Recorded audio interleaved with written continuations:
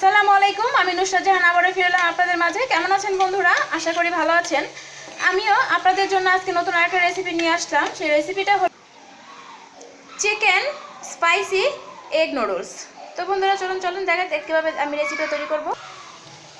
এখানে সবজিগুলো নিয়েছি আলু, টমেটো, পেঁয়াজ কুচি একসাথে করে নিয়ে ফ্রাই করে নিলাম। এবার এর মধ্যে একটি ডিম দিয়ে দিলাম। বন্ধুরা দেখুন, একটি ডিম দিয়ে দিলাম। ডিমটিকে ফ্রাই করে নিব।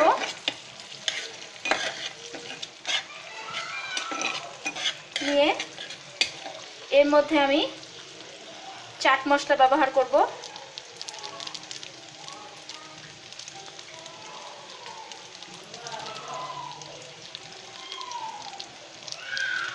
চাট মশলাটা দিয়ে দিলাম। দিয়ে এবার দেখুন বন্ধুরা, এইখানে আমি সেই chaat masala, soya sauce, tomato sauce দিয়ে চিকেনটা ফ্রাই করে রেখেছি, সেটা দিয়ে দিব। দিয়ে দিলাম।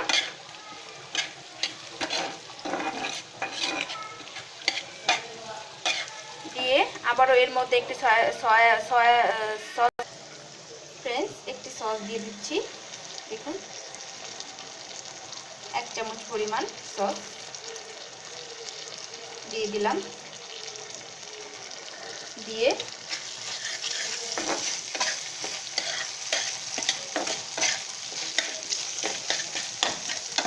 ফ্রাই করে নিলাম।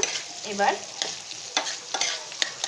এর মধ্যে আমি যেই নুডলসটা সেদ্ধ করে রেখেছিলাম হালকা হলুদ দিয়ে, সেই নুডলসটা দিয়ে দিব।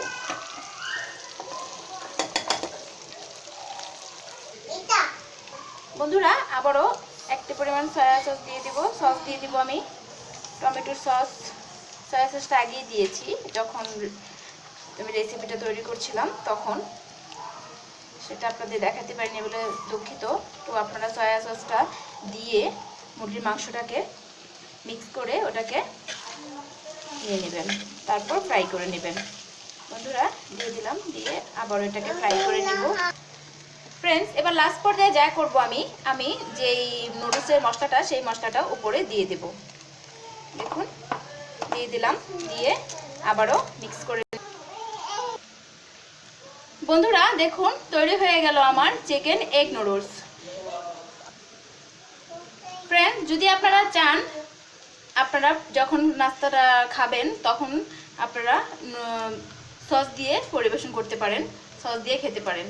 তো বন্ধুরা আমি সসটা আগে ব্যবহার করেছি এই কারণে, যেহেতু এটা পরেও খাওয়া যাবে, আর পরে খেলে সেটা নষ্ট হয়ে যাওয়ার সম্ভাবনা থাকবে, আর সাথে সাথে খেলে সাথে সাথে দিয়ে আপনারা খেতে পারেন সসটা। তো ফ্রেন্ডস দেখুন তৈরি হয়ে গেল আমার চিকেন এগ নুডলস। বন্ধুরা যদি আমার রেসিপিটা আপনাদের কাছে ভালো লেগে থাকে, অবশ্যই আপনারা সাবস্ক্রাইব করবেন আমার চ্যানেলটা। আর আমি আপনাদের জন্য ভালো কোনো রেসিপি নিয়ে আসবো ইনশাআল্লাহ। আসসালামু আলাইকুম।